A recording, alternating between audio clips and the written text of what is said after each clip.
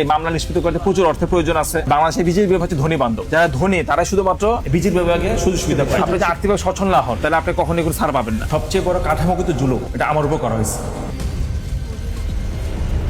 টাকা ছাড়া এখন কোনো কথা নাই। বলা হয় যে কোর্টে ইটটা টাকা খায়। আমি জাতির কাছে এটা আশা রাখি যে আমার দুটো মামলা যেন অবশ্যই যেন খারিজ করা হয়, মানে খালাস দেওয়া হয়। দেশবাসীর কাছে আমার একটা অনুরোধ যে আমাকে যেন রাষ্ট্রীয় ক্ষতিপূরণ দেওয়া হয়। আমার জীবনে 11 বছর সময় নিয়ে নেওয়া হয়েছে ফেস্টিভাল, আমাকে একটা ব্যাকআপ যেন দেওয়া, আর্থিক ব্যাকআপ, আমার একটা পুনর্বাসন। আমাকে, আমি তো রাষ্ট্র জুলুমের শিকার, রাষ্ট্র উচিত এখন আমার পাশে এসে দাঁড়ানো। ভাই কেমন আছেন? আছি, এক প্রকার আছি। এক প্রকার আছেন। আপনি দীর্ঘ সময় ধরে কারা ভোগে করেছেন, দীর্ঘ সময় ধরে জালিমে জুলুমের শিকার হয়েছেন, প্রায় 11 বছর কেড়ে নেওয়া হয়েছে। তো সেই জায়গা থেকে এখন যদি আপনাকে জিজ্ঞেস করি, এখনকার দিনকাল আপনার কেমন যাচ্ছে, এই সময়কায় কেমন কাটাচ্ছেন দিনকাল, সবকিছু যদি একটু বলতেন, এবং ভবিষ্যতে আপনি কি পরিকল্পনা করেছেন সেই ব্যাপারে একটু জানতে চাই। আসলে বাংলাদেশের ইতিহাসে, মানে বিচার বিভাগের ইতিহাসে সবচেয়ে বড় কাঠামোগত জুলুম এটা আমার উপর করা হয়েছে। কারণ আমার কোনো ফৌজদারি অপরাধ ছিল না। ফৌজদারি অপরাধ বলতে বোঝায় কাউকে হত্যা করা, কোথাও একটা বোম মারা, নাশকতামূলক কিছু করা। আমি এই যদি কিছু করি না। আমার যে অভিযোগ এটা পুরোটাই লেখালেখি, কিন্তু আমি লেখালেখি করছি। আমার যে 5টা মামলা দেওয়া হয়েছে, আমি 2টা সন্ত্রাস দমন আইনের মামলা আর 3টা তথ্য প্রযুক্তি আইনের 57 ধারা। 5টা মামলা অভিযোগ কিন্তু শুধু লেখালেখি। যে মামলা যে জব্দ তালিকা, সিজার লিস্ট, ওখানে কিন্তু যে লেখালেখি, ল্যাপটপ, ডেস্কটপ, এগুলি কোথাও কিন্তু বলা নাই যে আমি শুধু লেখালেখি। এটাই অভিযোগ। মামলা যে অভিযোগ যে জব্দ তালিকা, চার্জশিট, ওখানে শুধু লেখালেখির কথাটা বলা আছে। কোথাও কিন্তু বলা নাই যে আমি কি করছি বা কাউকে হত্যা করতে গেছি বা আমার কাছে চাপাতি পাইছে বা আমার কাছে এক্সক্লুসিভ মানে বিস্ফোরক কিছু পাইছে, কিছু না। কিন্তু এরপরও সন্ত্রাস দমন আইনে মামলা দেওয়া হয়েছে 2টা, তথ্য প্রযুক্তি আইনে 57 মামলা দেওয়া হয়েছে 3টা, মোট 5টা মামলা। সাজার পর সাজা দেওয়া হয়েছে। অভিজিৎ হত্যা মামলা লাইফ সাজা, শেখ হাসিনা কুটিতে একটা মামলা 7 বছর সাজা, মোট 39 বছর সাজা দেওয়া হয়েছে। মামলাগুলো কি এখনো আছে নাকি? মামলাগুলো এখনো খুব ভালোভাবে আছে। আমার যে এখনো আমার যে অভিজিৎ হত্যা মামলা, ওটাতে লাইফ সাজা দেওয়া হয়েছে, ওটাতে আমি জামিনে পেয়েছি।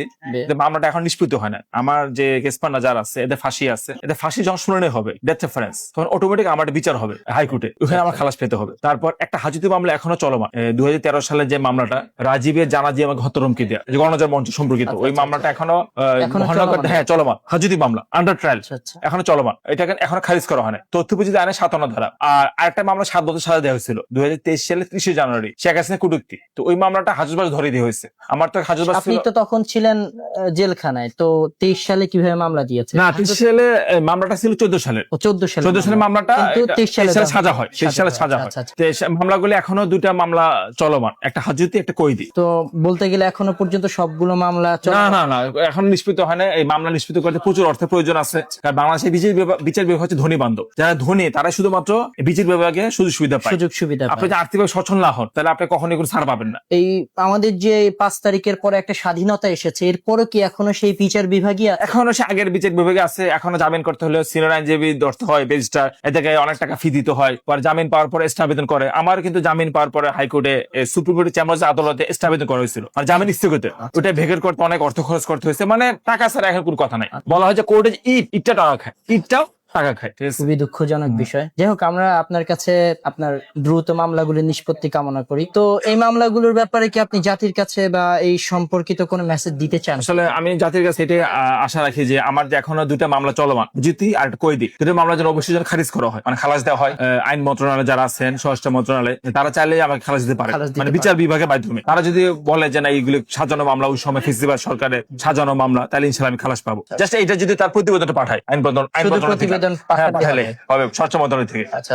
যদি লাইফ সাজাটা খালাস করাটা কঠিন আছে, এটা যেহেতু যাবজ্জীবন সাজা, এটা কোর্টের মধ্যে খালাস করতে হবে। কিন্তু সরকার যদি বিরোধিতা না করে, মানে রাষ্ট্রপক্ষের যে অ্যাটর্নি জেনারেল, তাহলে এটা খালাস হয়ে যাবে। আমরা তো দেখেছি অনেকের মৃত্যুদণ্ডেরও সাজা আছে, রাজনৈতিক দলের বড় বড় নেতারা, তারা তো খালাস পেয়ে গিয়েছেন। কিন্তু আমি কিন্তু এখনো যাবজ্জীবন সাজা এটা খালাস পাই নাই। আমি জাস্ট 6 মাসের জামিনে মুক্ত আছি। এই 6 মাস শেষ হওয়ার আগে আমাকে জামিনটা বর্ধিত করতে হবে। দেশবাসীর কাছে আমার একটা অনুরোধ যে আমাকে যেন রাষ্ট্রীয় ক্ষতিপূরণ দেওয়া হয়। আমার জীবনে 11 বছর সময় নিয়ে নেওয়া হয়েছে ফেস্টিভাল, আমাকে একটা ব্যাকআপ যেন দেওয়া, আর্থিক ব্যাকআপ, আমার একটা পুনর্বাসন।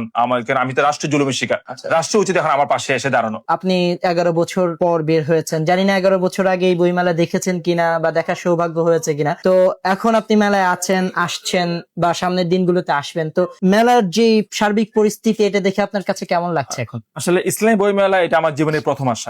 কারণ আমি তো অনেক আগে জেলে ঢুকে গেছি, তখন এটা ছিল না। 14-15 সালে ছিল না। এটা যখন চালু হয় তখন আমি কারাগারে ছিলাম। আমি পেপার পত্রিকা দেখতাম একটু, খুব বেশি না। কারাগারে তথ্যের আদান প্রদান কম হয়। এটা একটা স্বপ্নের মতো, যেখানে এতগুলো ইসলামী প্রকাশনা, এতগুলো মুসলিম ভাই আছে, ইসলামিস্ট আছে, সবার বই একসাথে সবার সাথে দেখার সাথে হচ্ছে, এটা আমি কল্পনা করতে পারি না। কারাগারে খুব অল্প জায়গায় আমাকে রাখা হয়েছিল, খুব অল্প স্পেসে। তো এগুলো তো অসম্ভব একটা ব্যাপার, আমি কল্পনা করতে পারি না যে এতগুলো মুসলিম ভাই সাথে দেখা হবে। তারপর আমার নিজের বই বের হয়েছে, ফারাবি রচনা সমগ্র, প্রথম খণ্ড, দ্বিতীয় খণ্ড, সবকিছু একটা স্বপ্নের মতো। তার পরিবেশটা খুব সুন্দর, ঢাকা শহরের প্রাণ কেন্দ্রে বাইতুল মোকাররম, খুবই ভালো লাগছে। ইনশাআল্লাহ আসবো। আচ্ছা, আপনার বললেন যে 2টা বই বের হয়েছে, জি জি। তো বইগুলো সম্পর্কে একটু জানতে চাই, কি কি বিষয়ে এগুলো লেখা হয়েছে বা কি কি নিয়ে লিখছেন? শাফিউর রহমান ফারাবি রচনা সমগ্র, প্রথম খণ্ড, দ্বিতীয় খণ্ড, এগুলো মূলত আমার ফারাবি ব্লগে লেখা। আচ্ছা, 14-15 সালে আমার বই বের করার ইচ্ছা ছিল। আচ্ছা, পরবর্তীতে সিরিজ ব্লকার হত্যাকাণ্ড হওয়ার পরে এটা সম্ভব হয় না। এখানে 70% লেখা আছে আগের লেখা, আচ্ছা, আর 30% লেখা আছে মামলা সম্পর্কিত। মামলা। আমাকে যে মামলা সাজাগুলি দেওয়া হয়েছে, ওই মামলা সাজার কাগজপত্রগুলি, জবানবন্দি, 342 রায়ের কপি, চার্জশিট আমার অংশ। এরপরে জেল থেকে বের হয়ে কিছু নতুন লেখা লিখেছি, যে রাসূলুল্লাহ আল্লাহ রাসূলের একটা জীবন্ত মোজাজা, এই যেহেতু এই কিছু নতুন লেখা আছে 30%। আচ্ছা, আর আচ্ছা। পুরো লেখাগুলো আছে এই লেখাগুলো কি 70%। আপনি বের হওয়ার পরে লিখেছেন না, নাকি লেখাগুলো আগে ছিল, আগে কিন্তু ছিল? বের হওয়ার পরে সম্পাদনা করেছি। সম্পাদনা করে? আর পরবর্তী শরীর সম্পাদনা করছেন আরেকজন মুফতি তরিকুল ইসলাম। আচ্ছা, আর ব্লগের লেখাতে অনেক অন্যরকম হয়। ব্লগের লেখাগুলো কি পেয়েছেন? যে ব্লগের লেখাগুলো খুব বেশি পাচ্ছি না, কারণ বেশিরভাগ ব্লগ আমাকে ব্যান করেছে, অনেক কষ্ট করে খুঁজে বের করতে হচ্ছে। অনেক এটা আগের কষ্ট লেখা করে খুঁজে খুঁজে পাওয়া কঠিন। সেগুলো খুব খুঁজে টুজে যত হ্যাঁ, যতটুকু পাচ্ছি আর কি, মানে 30% লেখা পাচ্ছি, আচ্ছা আচ্ছা, বুঝতে পেরেছি। 70% লেখা পাচ্ছি না, তাও চেষ্টা করছি। মাত্র 30% পাওয়া লেখা গেছে। পাচ্ছি। আচ্ছা, যাই হোক, আল্লাহ তাআলা সবকিছু আসান সহজ করে করুন, দেখ, আসান সহজ করে দেখ। আপনার জন্য শুভকামনা, আল্লাহ তাআলা আপনার জীবনকে সহজ করুক, করুক। আপনার মামলাগুলোকে নিষ্পত্তি করার তৌফিক দান করুক, আমিন। এবং আপনার যে সমস্ত অর্থনৈতিক সমস্যাগুলো আছে সেগুলো যেন আল্লাহ পাক সমাধান করুক। সমাধান করে দেখ, এই প্রত্যাশা থাকলো। আজকে এই পর্যন্তই।